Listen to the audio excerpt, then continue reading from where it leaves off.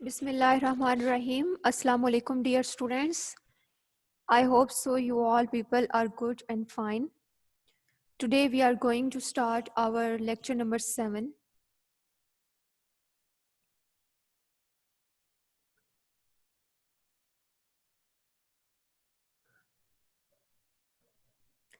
And here is how to write an essay in accordance with the examination. आज जो lecture है इसमें traditionally जिस तरह से हमने 4 to 5 आर्टिकल्स कंप्लीट किए हैं उनसे थोड़ा डिफरेंट है और वो इन अ सेंस भी है कि आप आज इंग्लिश की आपकी फाइनल क्लास है और चूँकि फर्स्ट 3 डेज़ ही आपकी ये क्लास चलती है और इसके बाद इंशाल्लाह जो है वो हॉलीडेज़ के बाद आपसे मुलाकात होगी। आज के लेक्चर में जो चीज़ हम पढ़ेंगे वो ये है कि आपने ऐसे को किस तरह से लिखना है, अटेम्प्ट करना है अपने पेपर में। जो आपके एग्जामिनेशन की, जो आपके 4th ईयर के पेपर्स की रिक्वायरमेंट्स हैं उसमें उसके मुताबिक आज हम ऐसे देखेंगे। How to write an essay in accordance with the examination. First of all, we will learn about essay writing. That what is essay writing?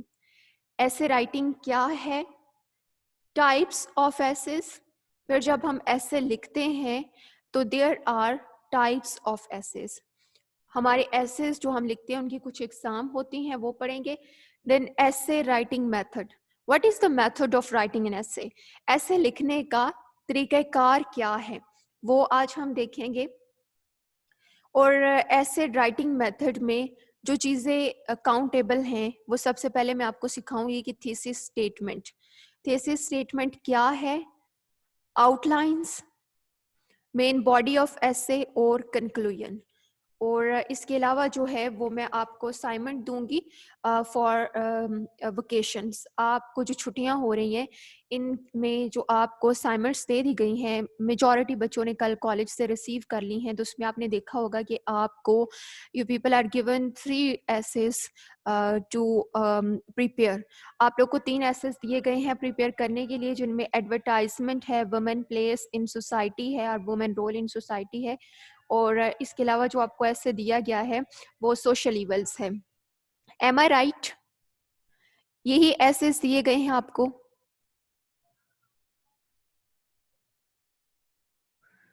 जी, मुझे कंफर्म कीजिएगा कि यही एसेस दिए गए हैं आपको.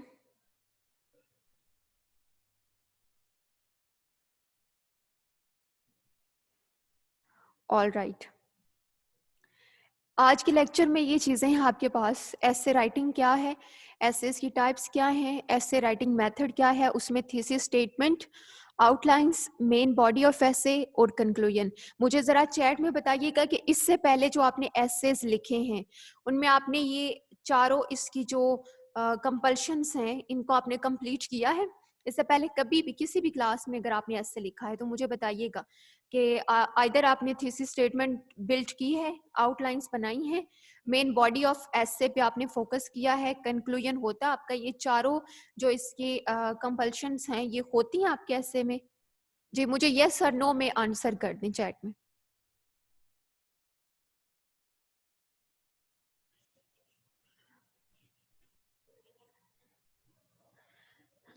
All right, good. अगर आपके पास ये जी इक्वली आंसर्स हैं, कुछ बच्चों ने ये चीजें की हैं और कुछ ने ये नहीं की. So, dear students, what is essay writing? Essay writing क्या है? An essay is a short piece of writing dealing with a single subject. एक ऐसे या मजमून एक ऐसा शॉर्ट पीस ऑफ राइटिंग है, लिखाई का एक ऐसा मुख्तसर हिस्सा है जो डील करता है विद अ सिंगल सब्जेक्ट. एक ही वाहिद मौजू पर वो लिखा जाता है. There are some types of essays. Argumentative essay, we can also say common essays. सबसे पहले आपके पास आर्गुमेंटेटिव एसेस हैं जिनको आप कॉमन एसेस भी कहते हैं। फिर एक्सपोजिटरी एसेस हैं।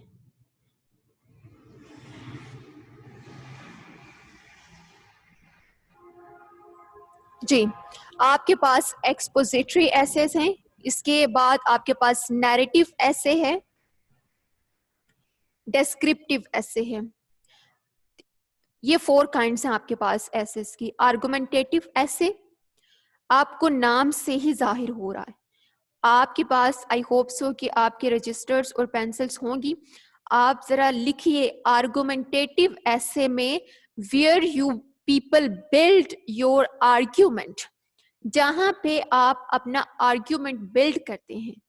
ठीक है, आप राय देते हैं और फिर जो आपकी राय होती है उसको आप बहुत स्ट्रांगली डिफेंड करते हैं, डिफरेंट तरह के हवाला जा देकर, रेफरेंसेस देकर, कोट्स उसमें शामिल करके कि भाई फलां ने भी ये बात की, फलां ने भी की, तो जो बात मैंने की है इसमें वजन है।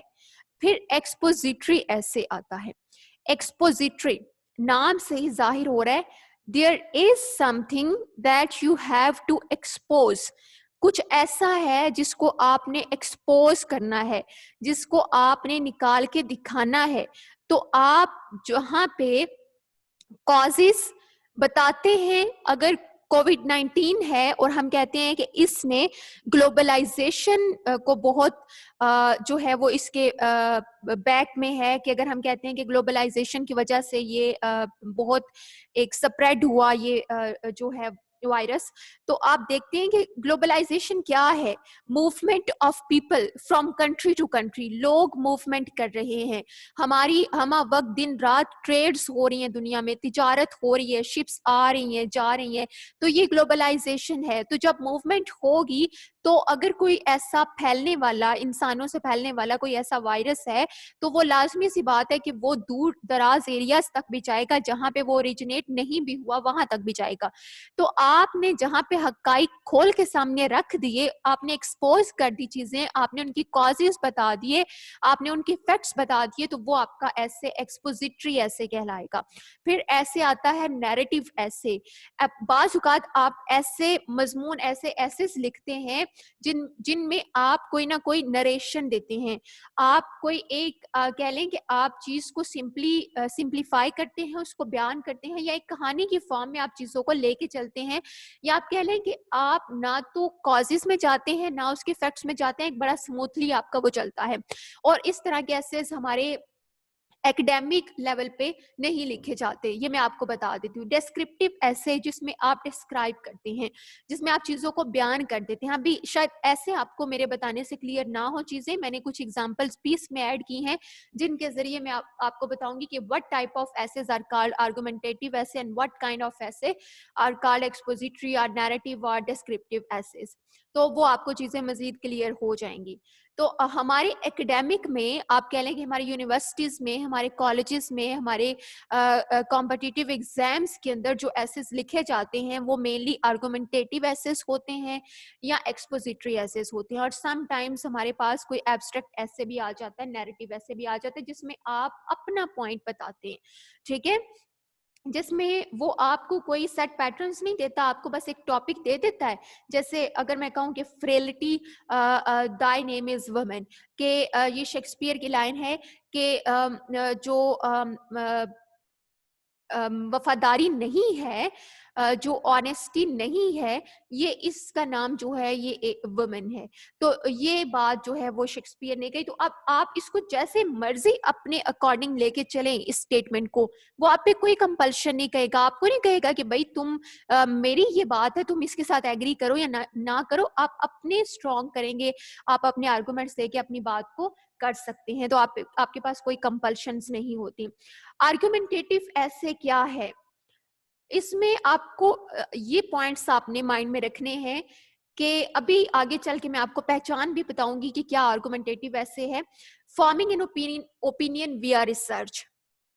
आर्गुमेंटेटिव ऐसे में आपने अपनी राय फॉर्म करनी है, अपनी राय को तश्कील करना है, किस जरिए से? रिसर्च करके। आपने चीजों को तलाश करके आपने फैक्ट्स एंड फिगर्स कलेक्ट करने हैं।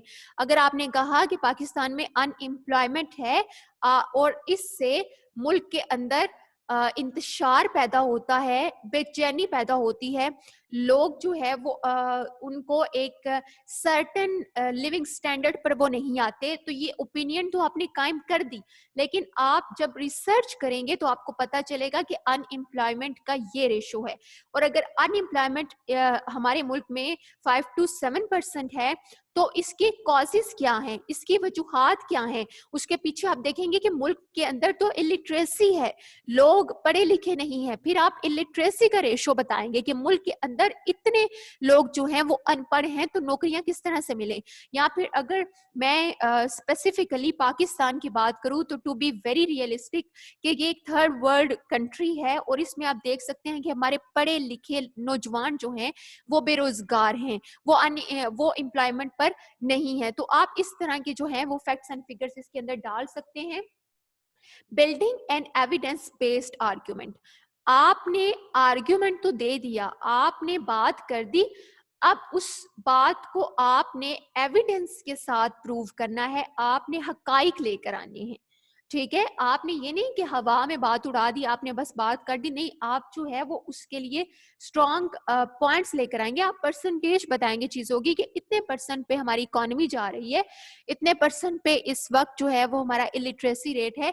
तो ये सारी चीजें आप एविडेंस के साथ इनको करेंगे। और इसकी ये एग्जाम्पल मैं आपके सामने लिखती हूँ। क्या है इसकी example? Has the rise of the internet had a positive और negative impact on education?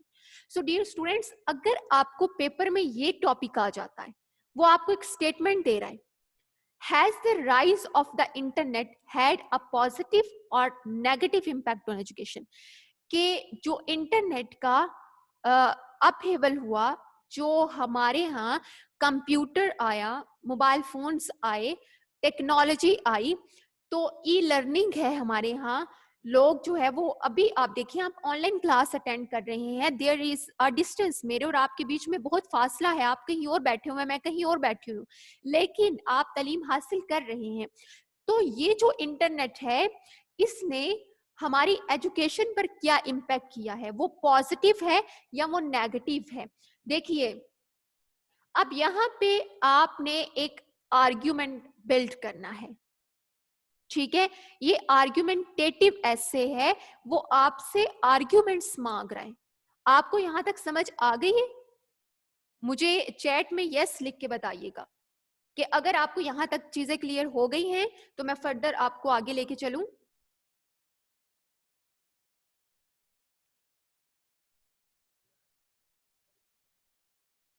All right, good.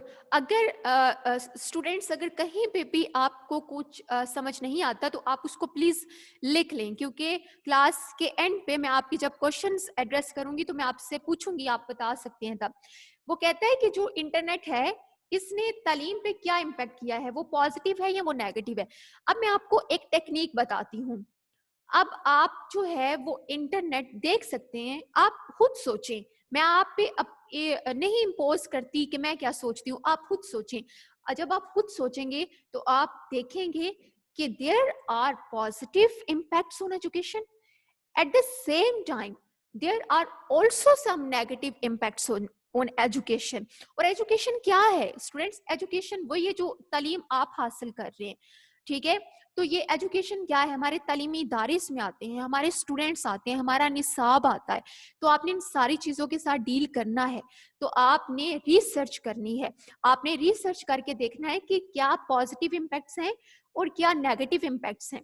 Positive impacts क्या है कि कितने परसेंट हमारी पॉपुलेशन इस वक्त, कितने हमारे ऐसे कॉलेजेस और इंस्टीट्यूशंस हैं जो ई लर्निंग में शामिल हो गए हैं, जिन्होंने ऑनलाइन क्लासेस का जो है वो इजरा कर दिया है। तो हम जो है वो पॉजिटिविटी भी है इसमें। और नेगेटिव इम्पैक्ट्स क्या है इंटरनेट के, कि जो चीजें रीडेबल नहीं है, जो हम नहीं पढ़ते कि they are against to morality, वो अहलाकियात के खिलाफ है, ऐसा मवाद भी बहुत ज्यादा इंटरनेट पे पड़ा हुआ है। आप जैसे चाहें गूगल पे आप सर्च करें तो आपके सामने चीजें आ जाती हैं। तो ये है कि पॉजिटिव इम्पैक्ट्स बहुत ज्यादा हैं, वो आप रिकॉग्निशन कराएंगे और फिर आप बताएंगे कि there are also some negative impacts, कुछ नेगेटिव असरात भी हैं इसके तालीम पर। तो यहाँ पे आपने अपना आर्ग्यूमेंट बिल्ड करना है। वो आर्ग्यूमेंट आपका पॉजिटिव के हक में 70 to 80% जाएगा और नेगेटिव के हक में आपका 20% जाएगा। और ये मैं आपको बहुत रियलिस्टिकली बता रही हूँ कि 7 to 80% पॉजिटिव इम्पैक्ट्स हैं तालीम पर इंटरनेट के, और 20% इसके नेगेटिव इम्पैक्ट्स भी हैं। Then expository essay, knowledge of a topic.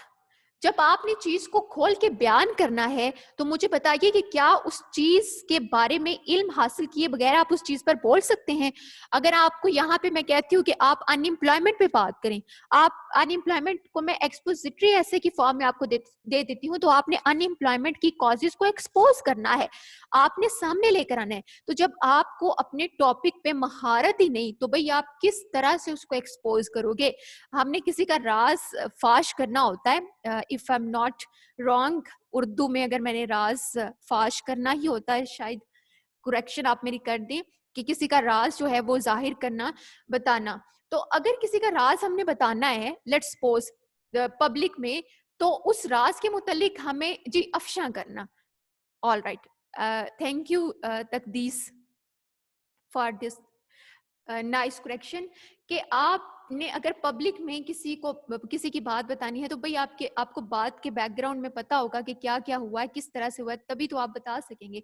जब आपको टॉपिक पे नॉलेज होगा तभी आप उसको एक्सपोज कर सकेंगे। देन कम्युनिकेटिंग इंफॉर्मेशन क्लियरली, आप जो है कम्युनिकेट करें लेकिन क्लियर इंफॉर्मेशन दें। आप जो मालूमात अपने टॉपिक पे दे रहे हैं दैट मस्ट बी क्लियर, वो बिल्कुल जो है वो शफाफ होनी चाहिए, कोई डगे छुपे अल्फाज आपके काम नहीं आएंगे आपके ऐसे में। And here is the example, expository ऐसे में देखिए किस तरह का ऐसे वो आपसे कह सकता है, explain how the invention of the printing press changed European society in the 15th century. देखिए, हाउ द इन्वेंशन, हाउ, कैसे, now you have to expose, अब आपने चीजें खोलनी है कि कैसे यूरोप में जब प्रिंटिंग प्रेस आई। देखिए प्रिंटिंग प्रेस क्या है बेटा, आपने नोट्स जो हैं वो प्रिंट कराने हैं, तो प्रिंट आउट, हम दिन में 1000 ऐसी चीजें जिनका प्रिंट आउट निकलवाते हैं। तो पहले इस तरह की चीजें नहीं थी, पहले लोगों को सिर्फ लिखना पड़ता था, ठीक है, स्टोर करना पड़ता था। लेकिन जब यूरोप में प्रिंटिंग प्रेस आई, बाकायदा प्रिंट किए जाने लगी किताबें, लिटरेचर, हर चीज, तो एक चेंज आया यूरोपियन सोसाइटी में, 15वीं सदी में एक चेंज आया। तो आप उसको बताएं कि किस तरह से प्रिंटिंग प्रेस की इजाद ने तब्दीली लाई यूरोपियन सोसाइटी में। तो अब यहाँ पे आप कैसे बताएंगे, मुझे बताइए, यहाँ पर आप कैसे बताएंगे, आप कैसे बताएंगे कि इन्वेंशन जो है प्रिंटिंग प्रेस की वो एक इनकलाब लेकर आई है, वो एक तब्दीली लेकर आई है यूरोपियन सोसाइटी में 15वीं सदी में। जी स्टूडेंट्स बताइए मुझे, आप किस तरह से यहाँ पे एक्सपोज करेंगे। आप इस तरह से करेंगे कि अगर आपको टॉपिक पे नॉलेज है, आपको प्रिंटिंग प्रेस का पता है, आपको यूरोपियन सोसाइटी की 15वीं सदी में कैरेक्टरिस्टिक्स का पता है कि 15वीं सदी में यूरोपियन सोसाइटी किस तरह की थी, ठीक है, आपके पास क्लियर इंफॉर्मेशन है, then you are able to communicate, then you are able to write your essay। तब आप इस काबिल होंगे कि आप अपना essay लिख सकें और आप अपनी बात को communicate कर सकें। Got it? जी स्टूडेंट्स, यहां तक आपको अंडरस्टैंडिंग डेवलप हो गई आपकी।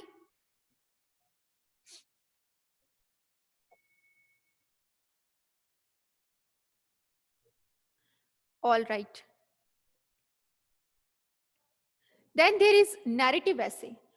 आपने नैरेटिव ऐसे, जहां मैंने आपको एग्जांपल दी कि frailty Dai name is women, तो ये मैं व्हाट्सएप ग्रुप में भी आज इंशाल्लाह आपके साथ ये शेयर करूंगी ऐसे के हवाले से, और बिल्कुल हमारा एक कनेक्शन रहेगा, बल्कि है भी, ऐसा नहीं है कि हम बिल्कुल एनिनेट हो जाएंगे, लाइन हो जाएंगे एक दूसरे से इन 2 हफ्तों में।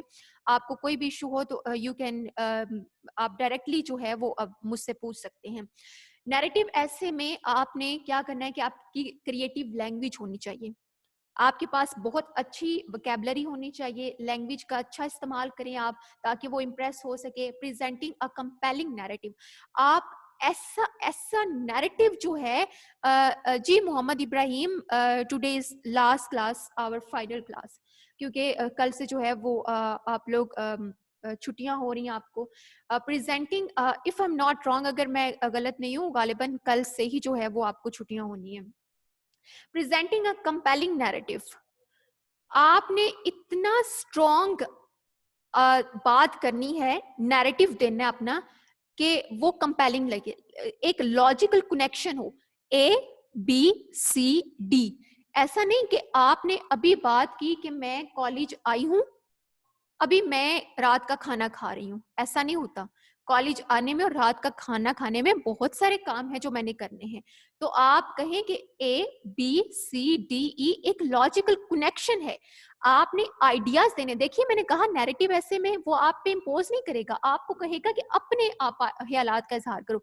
तो अपने ख्यालात ये नहीं कि आप ए की बात करें तो फिर डी की बात करें, फिर एफ की करें, फिर आप जे की कर ले, ऐसा नहीं। आपने लॉजिकली कनेक्शन रखना है, पहले ये इवेंट हुआ, फिर ये हुआ, फिर ये हुआ, और हर पिछले इवेंट को अगले के साथ आपने रिलेट करना है। फॉर एग्जाम्पल अगर वो आपसे ऐसे दे देता आपको कि write about an experience where you learn something about yourself. देखिए मुझे बताइए इसमें क्या चीज है जो उसने उसने एग्जामिनर ने आप पे इम्पोज की है। जी स्टूडेंट्स, इस ऐसे में कोई ऐसी चीज है जो वो आप पे इम्पोज कर रहा है, भाई मेरी ये राय है, इस पे तुम बताओ। जी बताइएगा मुझे जरा चैट में। आज चैट बहुत एक्टिव मैंने आपकी रखी हुई है, आप जो है वो इसमें मुझे जल्दी से बताइए कि इसमें, इस ऐसे में कुछ ऐसा है जो वो आप पे इम्पोज कर रहा है, वो आप पे लागू कर रहा है कि भाई तुम मेरी राय को मानो। ऐसा कुछ भी नहीं है, ठीक है। आपने ऑल इन ऑल आपने थॉरली इसमें अपना नैरेटिव बयान करना है, एक कहानी आपने बतानी है। वो आपसे कह रहा है कि कोई ऐसा तजुर्बा लिखो जिसमें आपने कुछ सीखा हो। तो अब आप पे है, लेकिन बेटा आप कैसे लिखेंगे ऐसे, क्या खुद से? No, there are two things to follow. मैंने ऊपर आपको बता दिया, आपके पास क्रिएटिव लैंग्वेज होनी चाहिए, आपको आपके पास तहलीक की काबिलियत होनी चाहिए, आप तहलीक कर सकें। इसमें आपने तहलीक करना है, इसमें आपने क्रिएट करना है।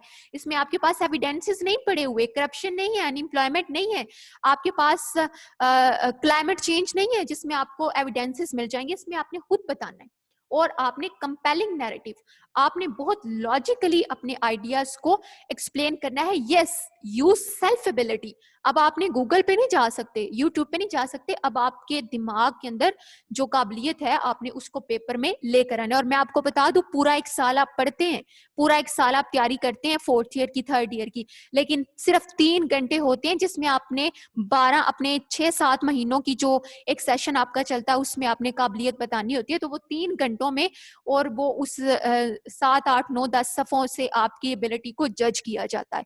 तो आप कोशिश करें कि आपके पास क्रिएटिविटी हो, आप खुद चीजों को क्रिएट कर सकें। देन फाइनल आपके पास डिस्क्रिप्टिव ऐसे है, अगेन उसके लिए आपके पास क्रिएटिव लैंग्वेज होनी चाहिए, और डिस्क्राइबिंग सेंसरी डिटेल्स। तो आपने चूंकि डिस्क्राइब ही करना है, तो आप सेंसरी डिटेल्स जो आपको अपील करती है ना, ठीक है, जो आपकी आंखों को अपील की, जो आपकी स्मार्ट को अपील की, जो आपके जहन को अपील की। कभी कभार कोई बंदा ऐसी बात कर जाता है हमारे जहन में बैठ जाती है, कभी कभार हम कोई ऐसा नजारा देख लेते हैं जो हमारी आंखों को अच्छा लगता है, कभी कभार किसी बंदे की बात हमारे कानों में गूंजती रहती है। तो ये सेंसरी डिटेल्स हैं जो इनको आपने डिस्क्राइब करना है इन डिस्क्रिप्टिव ऐसे। देन किस तरह का ऐसे आ सकता है, describe an object that has sentimental value for you. आप ऐसा ऑब्जेक्ट डिस्क्राइब करें, आप ऐसी किसी चीज पर बात करें जिसने आपके सेंटिमेंटल, आपके जज्बात को अपील किया हो। अब क्या हो सकता है, मैं कह देती हूँ कि भाई बारिश जो है उसने मेरी सेंसेस को बहुत अपील किया, तो अब मैं उस पे लिखना शुरू कर दूंगी। इसमें मैं विलियम वर्ड्सवर्थ को ले आऊंगी, मैं डैफोडिल्स को ले आऊंगी, मैं विलियम डेविस की पॉइंट्स को ले आऊंगी। तो मैं नेचर पे बात करूंगी कि भाई नेचर मुझे बहुत अपील करती है, मुझे यहाँ पे जो है ये सिटीज जो आज बन रही है मुझे ये अपील नहीं करती, मुझे शोर शराबा अपील नहीं करता, मुझे नेचर अपील करती है, तो मैं उस पे बात करूंगी। जी डियर स्टूडेंट्स, यहाँ तक आपको क्लियर है, आगे चलें। इमीडिएटली आप मुझे आंसर करें ताकि मैं आगे चलूँ। काफ़ी सारी चीज़ें हैं आगे आपको समझाने वाली। हाउ टू राइट एन ऐसे, मेथड ऑफ ऐसे राइटिंग क्या है? Thesis statement. Thesis statement क्या है? A thesis statement is a sentence that sums up the central point of your paper of essay. It clearly states the main idea you want to get across. Everything else in your essay should relate back to this idea. सबसे पहले जब आप ऐसे लिखते हैं, अब आप fourth year में इंशाल्लाह एसेस लिखेंगे तो आपने सबसे पहले थीसिस स्टेटमेंट देनी है। थीसिस स्टेटमेंट मैं आपको बताती हूँ, जो स्क्रीन आपके साथ शेयर हो रही है ना, इसमें देखिए जो a thesis statement is a sentence, यहाँ से लेके जो बैक टू दिस आइडिया यहां तक ये इतनी ही लाइंस पर मबनी आपने एक स्टेटमेंट देनी है बिफोर स्टार्टिंग योर एसे। वो आपकी जो भी टॉपिक वो आपको देगा, करप्शन देगा, अनएम्प्लॉयमेंट देगा, वुमेन एम्पावरमेंट देगा, जो भी देगा, आप उस पे एक थीसिस स्टेटमेंट बिल्ड कर दोगे। आप एग्जामिनर को बता दोगे कि मैंने ये स्टांस लिया है, मैंने ये नुक्ता नजर अपनाया है, तुम्हारे सामने मैंने ये लाइंस लिखी है, अब देखना मेरा सारा ऐसे जो है ना वो इन्हीं लाइंस पे अपनी बुनियाद रखने जा रहा है। Is that clear? Thesis statement, आपके सारे ऐसे का निचोड़ इस स्टेटमेंट में मौजूद है। That is your thesis statement. अभी एग्जाम्पल के तौर में मैं आपको आगे चल के करवाऊंगी। सबसे पहले आपने जो ऐसे में काम करना है वो आपकी थीसिस स्टेटमेंट होनी चाहिए। देन आपके पास आउटलाइंस होनी चाहिए। आउटलाइंस क्या है? कोई ऐसे शॉर्ट सेंटेंसेस जो आप पहले लिख दें। एन ऐसे outline is a way of planning the structure of your ऐसे बिफोर यू स्टार्ट राइटिंग। देखिए हम कॉमन ह्यूमन बीइंग्स हैं, ऐसा नहीं हो सकता कि पेपर हमारे सामने आए और हमें सब कुछ पता हो। बेशक हमने पूरा साल तैयारी की हो, तो आप क्या कर सकते हैं, आप पेपर पलटें, आप रफ साइड दूसरी साइड निकालें, उस पर आप रफ काम करें, आप ब्रेनस्टॉर्मिंग करें। अगर उसने आपको ऐसे दे दिया है ना कोविड-19 पर, तो आप लिखें कि what are the reasons in the background. Background में रीजंस क्या हैं, फिर इसके इफेक्ट्स क्या हुआ, एजुकेशन पे क्या इफेक्ट हुआ, इकोनॉमी पे क्या हुआ, पॉलिटिक्स पे क्या हुआ, एक आम बंदे की लाइफ पे इसका क्या इम्पैक्ट हुआ। तो ये सारी चीजें होनी चाहिए। आपका स्टार्ट करने से पहले आपके पास पॉइंट्स होने चाहिए। It involves writing quick summary sentences or phrases for every point you will cover in each paragraph, giving you a picture of how your argument will unfold. आप जो है वो शॉर्ट सेंटेंसेस दे देंगे, आप शॉर्ट फ्रेजेस दे देंगे start में thesis statement के बाद आउटलाइंस में, जो कि आपको एग्जामिनर आपका समझ जाएगा कि भाई अब ये इंट्रोडक्शन लिखेगा, अब ये कॉजेस बताएगा, अब ये इम्पैक्ट्स बताएगा। तो ऐसा भी हो सकता है कि समटाइम्स वो आपका पूरा ऐसे चेक करने के मूड में ना हो, आपने लिखा हुआ इंट्रोडक्शन के बाद कॉजेस, आगे चल के वो इंट्रोडक्शन को छोड़ के कॉजेस पे चला गया। अब अगर आपने बाहर इंट्रोडक्शन के बाद कॉजेस लिखा हुआ है, लेकिन वहां पे आप इंट्रोडक्शन के बाद 2-3 पैराग्राफ में कोई और फिलॉसफी लिख रहे हैं, तो वो तो कहेगा कि ये क्या, इस बंदे ने बाहर आउटलाइंस में तो ये लिखा हुआ है कि मेरा ऐसे इस तरह से आगे चलेगा, आगे चल के इसने तरतीब चेंज की हुई है। तो be careful about this, these things comes in the category of presentation. Then main body of essay. Essay की मेन बॉडी में क्या क्या चीजें हैं? The main body of your essays should present a clear and logical response to the question. You should use focused and connected paragraphs to further your argument. देखा, मैंने आपको बताया कि सानिया मनाफ बेटा, आप ये जो बात है ये क्यों पूछ रही हैं, हालांकि ये बात आपको जो कल होमवर्क दिया गया था उस पर लिखी हुई थी। इसका मतलब ये है कि आप अपने लेक्चर पे फोकस नहीं कर रही, जबकि आप जानती हैं कि ये रिकॉर्डेड फॉर्म में भी आपको मुयस्सर नहीं है। The main body of your essays should present a clear and logical response to the question. You should use focused and connected paragraphs. Sorry, to further your argument, you should discuss and evidence a few key points in detail rather than include lots of points that are dealt with in a superficial way. आपने logical connection रखना है, आपने एक paragraph में एक idea बताना है, दूसरे में दूसरा आइडिया बताना है, तो आप उनके अंदर एक तरतीब रखेंगे। ऐसा नहीं कि आप सुपरफिशियली आप हवा में बातें करते जाए, बस चलते जाएं आगे। And here is the example, right an essay on internet addiction. Let's suppose अगर आपको ऐसे दे देता है कि इंटरनेट एडिक्शन पे आप ऐसे लिखो, तो आप थीसिस स्टेटमेंट डालोगे उसमें। आप क्या होगी थीसिस स्टेटमेंट आपकी? Although internet has become a sophisticated tool for job, social and political success, people think that using all the time is not harmful for them and gives them more experience.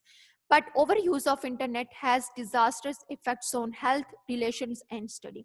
देखिए आपने बहुत एक balance approach अख्तियार किया। आपने कहा all दो internet ने जॉब्स मुहैया की हैं, हमें पॉलिटिकल सक्सेस हुई है, यूएनओ की मीटिंग्स जो हैं वो अब इंटरनेट के जरिए हो रही हैं, लोग समझते हैं कि इसका मुसलसल इस्तेमाल उनके तजर्बे में इजाफा करेगा, हालांकि इसका मुसलसल इस्तेमाल आपकी सेहत पर भी असरअंदाज होता है, आपके रिलेशंस पर, आपके पास अपने पेरेंट्स के पास बैठने के लिए टाइम नहीं और आपकी स्टडी पर भी असरअंदाज होता है। तो ये आपकी थीसिस स्टेटमेंट हो गई। देन इसी ऐसे के लिए आप आउटलाइंस बिल्ड करेंगे, आप लिखेंगे इंट्रोडक्शन, आप बताएंगे फिर तारीफ, इंट्रोडक्शन में आप बताएंगे कि इंटरनेट एडिक्शन क्या है, फिर आप Pakistan international usage and telecommunication report शामिल करेंगे कि कितने फीसद लोग जो हैं वो इसके एडिक्ट हैं, आप पहले एविडेंस दे देंगे, इसके बाद आप कॉजेज ऑफ इंटरनेट एडिक्शन बताएंगे कि what are the causes of internet addiction, इसकी वजूहात क्या हैं, इफेक्ट्स ऑफ इंटरनेट एडिक्शन, अब इसके असरात क्या हैं माशरे पर, then measures to curb internet addiction, आप क्या मेजर्स ले सकते हैं इसको खत्म करने के लिए, देन आप कंक्लूजन देंगे। आई होप सो कि यहाँ तक थीसिस स्टेटमेंट और आउटलाइंस आपको समझ आ गई होगी, ठीक है। इसके बाद जो एसेज आपको असाइनमेंट दे दी गई है उनको मैं शॉर्टली एक्सप्लेन कर दूंगी, आपको टॉपिक इंट्रोडक्शन दूंगी। आपको असाइनमेंट हमने असाइन की है एडवर्टाइजमेंट पे, ऐसी ही बात है जी स्टूडेंट्स, आपको एडवर्टाइजमेंट पे असाइनमेंट दे दी गई है।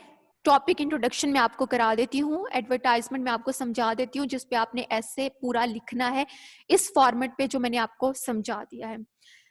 Advertisement is a means to make people aware of any product or a service using commercial methods. It is a sort of publicity that is designed to endorse a specific interest of a person intended for product sale. Though advertising has got a few disadvantages, the impact that it created in launch and promotion of a product overweighs them. देखिए advertisement क्या है, इश्तिहारबाजी, ये एक ऐसा means है जो लोगों को अवेयर करता है कि वो जो प्रोडक्शन कर रहे हैं, जैसे इंडस्ट्रियलिस्ट हैं, सनतकार हैं, तो जो प्रोडक्शन वो अपनी सनतों के अंदर कर रहे हैं, लक्स साबन बना रहे हैं, सेफ कार्ड बना रहे हैं, शैम्पू बना रहे हैं, ठीक है, कपड़े बना रहे हैं, तो वो एडवर्टाइज करेंगे उसको, वो इश्तिहारबाजी करेंगे, आपको साइन बोर्ड्स लगे नजर आएंगे सड़कों पे, ठीक है, आपको टीवी के अंदर कमर्शियल्स चलते हुए नजर आएंगे, तो वो इस तरह से लोगों को तरगीब दिलाएंगे कि भाई हमारा ये प्रोडक्ट है, लक्स है और ये खूबसूरत बनाता है। एक लाइटर नोट पे मैंने बात कर दी कि लक्स साबन है और ये खूबसूरती में इजाफा करता है, तो भाई अब क्या होगा कि सारी की सारी खवातीन जो हैं वो मार्केट में उसकी खरीदारी के लिए पहुंच जाएंगे। It is a sort of publicity that is designed to endorse a specific interest of a person intended for product sale. हाँ, इंटरेस्ट क्या होता है इंडस्ट्रीज का कि वो अपने ज्यादा से ज्यादा सेल चाहते हैं कि ये बिके, तो उसको जितना पैसा, जितना अच्छा आप कमर्शियल देंगे लोग उतने ही उसमें अट्रैक्ट होंगे। आप अगर उसमें कैटरीना को ले आए, अगर आप उसमें करीना को ले आए, तो ये जो है लोग बड़ा इनको पसंद करते हैं, तो लोग लाजमी सी बात है भाई ये एक्ट्रेस भी लगाती है तो चलो हम भी लगाते हैं। दो advertising has got a few disadvantages, देखिए अब एक बैलेंस अप्रोच, अगरचे इसके नुकसानात भी हैं, लेकिन जो इम्पैक्ट इसने लॉन्च में क्रिएट किए, जो अवेयरनेस ये लेकर आई लोगों में और जो प्रमोशन हुई प्रोडक्ट की, ये ज्यादा अहमियत की हामिल चीजें हैं जिन पे हमने फोकस करना है अपने ऐसे में। तो आपको पता चल गया कि ये टॉपिक इंट्रोडक्शन मैंने आपको दिया, देन आपको ऐसे साइन किया गया है women place in society.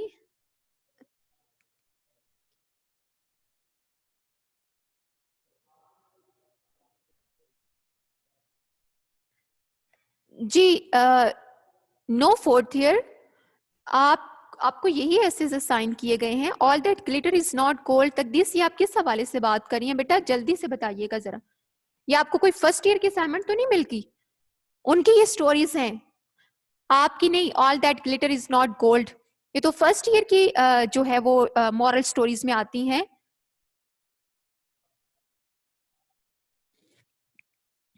Okay, okay, आप टॉपिक के हवाले से बात करिए, ठीक है। हाँ, बिल्कुल, हर चमकती चीज़ सोना नहीं होती, बिल्कुल तकदीर से ऐसी ही बात है कि अगर वो लक्स का कह रहे हैं कि वो खूबसूरती में इज़ाफ़ा करेगा, तो ऐसा हरगिज़ नहीं है कि वो लगाएँ तो खूबसूरत हो जाएँगे। बहरहाल चलिए जी, women place in society, topic introduction.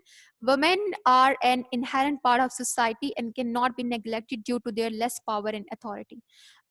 इनको बाय नेचर जो है वो थोड़ा लेस पावर दी गई और अथॉरिटी नहीं है औरतों के पास। तो ये जो चीज़ है, ये हमारे इसको कि औरतों के पास अगर पावर थोड़ी है और उनके पास अथॉरिटी थोड़ी है, तो हम ये नहीं कर सकते कि हम उनको नेग्लेक्ट कर दें, उनको नज़रअंदाज कर दें, ऐसा नहीं होना चाहिए। They are created as a companion for man and women have to make her walk with them in the course of life. औरतों को मर्दों के लिए साथी करके पैदा किया गया है, साथी बना के पैदा किया गया है, और ये मर्द और औरत दोनों हैं जो अपनी ज़िंदगी का पहिया चला सकते हैं, दोनों इक्वली काम करेंगे, दोनों इक्वली स्टेजेस पर रहेंगे तो ज़िंदगी स्मूथली चलेगी। और अगर आप ये कहना शुरू कर दें कि women are inferior and men are superior, तो जैसा कि आपने पार्ट 1 में आर्टिकल पढ़ा है गिव हर अ पैटर्न, अगर आप ये चीज़ें देखना शुरू कर दें तो सोसाइटी इम्बैलेंस हो जाएगी। देन आपके पास सोशल इवल्स हैं, topic introduction. Social evils are the issues that directly or indirectly affect the members of a society and are considered a point of controversy or a problem in regards to moral values. Social evils क्या हैं? ऐसे issues हैं जो society के जो members हैं, मैं और आप हैं, हमें directly या indirectly हमारे साथ affect होती हैं, relate होती हैं और माशरे के अंदर एक बिगाड़ पैदा करते हैं।